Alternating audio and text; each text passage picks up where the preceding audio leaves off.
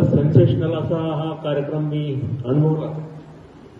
माझ्या हातामध्ये कागद आहे, पण या कागदामध्ये भाषण नाही, नावं आहेत फक्त. आता मला एकच सांगायचं की आतापर्यंत बरेच जण बरेच विचार बोललेत, पण तुमच्याकडनं मिस झालेल्या अशा अनेक गोष्टी माझ्याकडे आहेत की ज्या तुम्हाला माहित नाहीत, त्या मला बोलल्या पाहिजेत. बरोबर ना? 1989 साली ऑगस्ट महिन्यामध्ये मुलगी पाहणे या कार्यक्रमासाठी पुण्यात गेलो. मुलगी पाहिली, पसंती झाली. नंतर तिला सारसबागेमध्ये 2-3 महिन्यांनी फिरायला घेऊन गेलो, लग्नाच्या आधीच. तिला मी विचारलं की तू मला का पसंत केलंस, तू माझ्यामध्ये काय पाहिलं? तिने उत्तर काय दिलं, मी तुम्हाला पाहिलंच नव्हतं. आणि तुम्हाला सगळ्यांना मान्य करावं लागेल की आजचा हा सोहळा होतोय त्याचं कारण तिने मला पाहिलं नव्हतं. कदाचित तिने त्यावेळेस पाहिलं असतं तर काही सांगता येत नाही, बाउन्सर केला असता, सिक्सर बसला नसता आणि आजचा हा सोहळा आपण संपन्न करू शकलो नसतो. मग तिला विचारलं मी, काय फेरविचार करायचा आहे का? ती म्हटली नाही, आता झालं सगळं. त्यानंतर आमचं लग्न झालं वगैरे, बाकी आयुष्याचा प्रवास सुरू झाला. एक महत्वाच्या काही गोष्टी आहेत की ज्या मला इथे नक्कीच फॅमिली मेंबर म्हणून विशद कराव्या लागतील.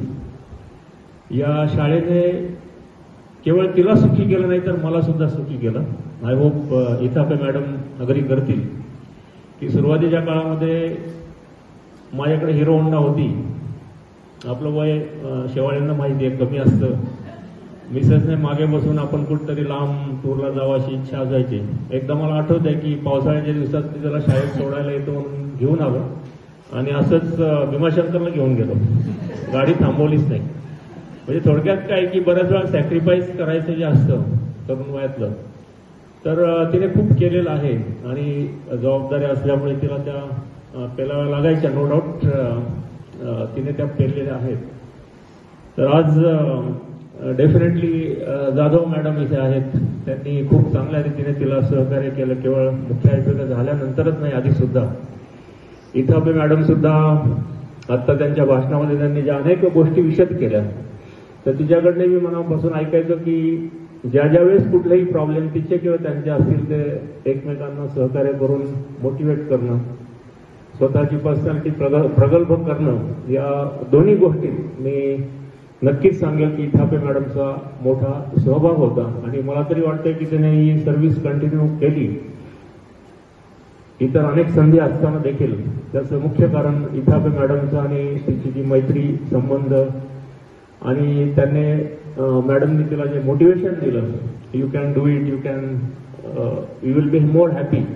काही वेळा सॅक्रिफाईस करावं लागतं. मला वाटतं महिलांना मान्य असेल की संसार का नोकरी हा जेव्हा प्रश्न येतो तर डेफिनेटली आपल्याला संसाराकडं थोडंसं जास्त वेटेज द्यावं लागतं स्त्रियांना.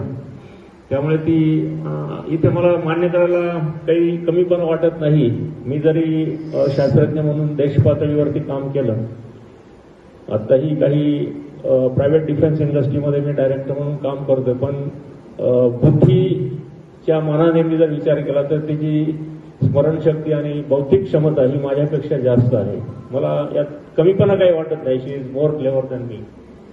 आणि हे मोटिवेशन इथे देण्यासाठी तुम्ही सगळ्यांनीच प्रयत्न केले.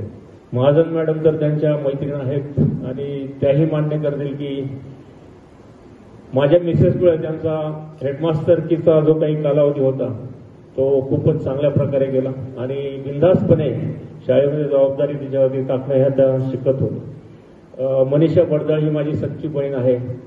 तिला या शाळेमध्ये त्यावेळेस ती BEd झाल्यानंतर या शाळेमध्ये आणण्यासाठी तिने मोटिवेशन केलं and she is continuing with this school in good way. शेवाळ्यांच्याबद्दल बोलायचं म्हणजे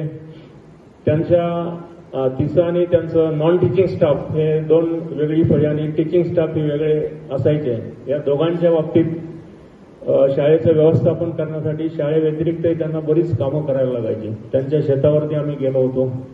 शेतावरती जेवण केलं होतं. कारेगावला त्यांच्या बऱ्याच वेळा गेलो, आत्ताही जाताना येताना त्यांची आठवण मला नेहमी होते नगरला जाताना.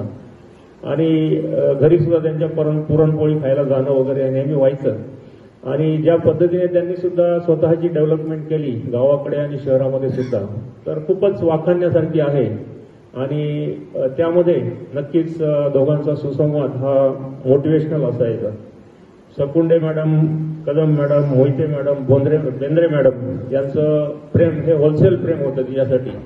कुठल्याही प्रकारची कमतरता त्यांची नसायची. नेहमीच त्या एकमेकांशी संपर्कात असायच्या. अनेक फॅमिली फंक्शनसाठी त्या एकत्र यायच्या. शुभांगी कदम, सुमन घंटे madam, Tamankar madam, Brahme madam. मला वाटतं तामनकर मॅडम मगाशी पाहिलं मी. आता मला 15 ऑगस्टच्या दिवशी माझं सावरकर भवनमध्ये एक व्याख्यान होतं भारताची संरक्षण सिद्धता या विषयावरती. तर त्यावेळेस मिसेसने मला आवर्जून सांगितलं की तामनकर मॅडमचे बरेच परिचित त्या व्याख्यानाला होते आणि त्यांनी खूप चांगल्या प्रकारे व्याख्यान झालं असा निरोप त्यांनी दिला. म्हणजे थोडक्यात काय की सगळेच शिक्षक जे आहेत ते एकमेकांशी संपर्क करून एकमेकाला मोटिवेट करत असायचे. तिचं ब्रह्मे मॅडमचं अँकरिंग आम्ही बऱ्याच वेळा अनुभवलं. इथेही ज्यावेळेस इथापे मॅडमने मला 2-3 वेळा विज्ञान प्रदर्शनासाठी प्रमुख पाहुणा म्हणून बोलवलं. तर ब्रह्मे मॅडमचं अँकरिंग हे नेहमी खूपच उद्बोधक आणि सुस्पष्ट असायचं. आणि शब्दांची त्यांच्याकडे असणारी क्षमता ती पाहून तिलाही मोटिवेशन झालं. आणि मला वाटतं ब्रह्मे मॅडम सुद्धा मान्य करतील की माझी मिसेस सुद्धा त्यांच्या गुणाकडे आकर्षित झाले आणि तिने सुद्धा काही कार्यक्रमामध्ये अँकरिंग करायचा प्रयत्न केला आणि यशस्वी केला. शिंदे सर तर मला इन्व्हिटेशन देण्यासाठी काल सकाळी घरी आले होते. कुठेच सर आहेत का? तर शिंदे सरांचं प्रेम हे शब्दामध्ये व्यक्त करता येत नाही. त्यांचं जो काही रेस्पेक्ट कुठेही भेटू द्यात, अगदी मनापासून जो रेस्पेक्ट असतो त्यांच्या चेहऱ्यावरती दिसतो. भोसले सर जे आता नवीन जॉईन झाले असे म्हटलं, पण त्यांच्या भाषणातून तसं काही जाणवलं नाही. तुमच्याबद्दल मिसेस माझ्याकडे नेहमीच कौतुकाची अनेक शब्द वर्षात करत असते. पाटील सरांचा प्रश्नच नाही. म्हणजे पाटील सर अगदी फॅमिली मेंबर आहेत.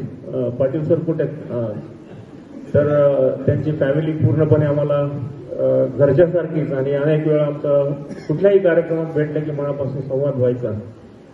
कांबळे मॅडम कुठे आहेत? कांबळे मॅडम आहेत का? अरे व्हेरी गुड. तर त्यांचे मिस्टर, त्यांच्या मुली नेहमी संपर्कात असायच्या.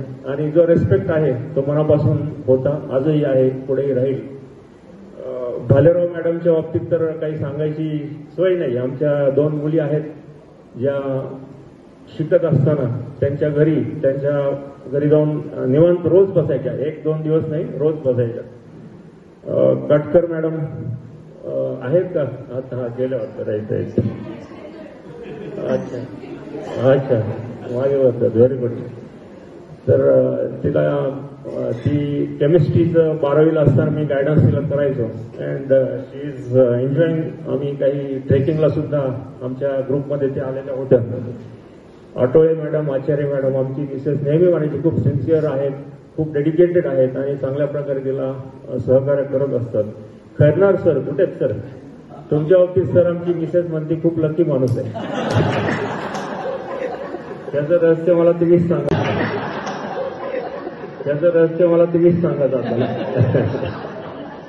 आणि सगळ्यात शेवटी एकच नाव ठेवलं की हा बोर्ड बनवणारे आमचे केदारी सर, की ज्यांचं आम्ही ट्रिपला गेलो होतो कोकणात. येताना बसमध्ये त्यांनी जे गायलेलं गाणं होतं अजूनही माझ्या कानामध्ये ते घुमतंय. या सर्व लोकांचे मी नावं घेऊन तुमचं जे काही बॉन्डिंग होतं ते व्यक्त करण्याची एक संधी मी घेतली. थोडा वेळ जास्त गेला. अजूनही बरंच काही बोलता येण्यासारखं आहे. पण तुम्ही सर्वांनी आमच्या मिसेसला ज्या पद्धतीने ट्रीटमेंट दिली, ज्या पद्धतीने तुम्ही मोटिवेट केलं, तिचं आनंदी जीवन अजून आनंदित केलं, या सर्वांचा मी उत्तराई होण्याचा प्रयत्न करेल. आणि तुम्हाला सगळ्यांना एकच सांगेल की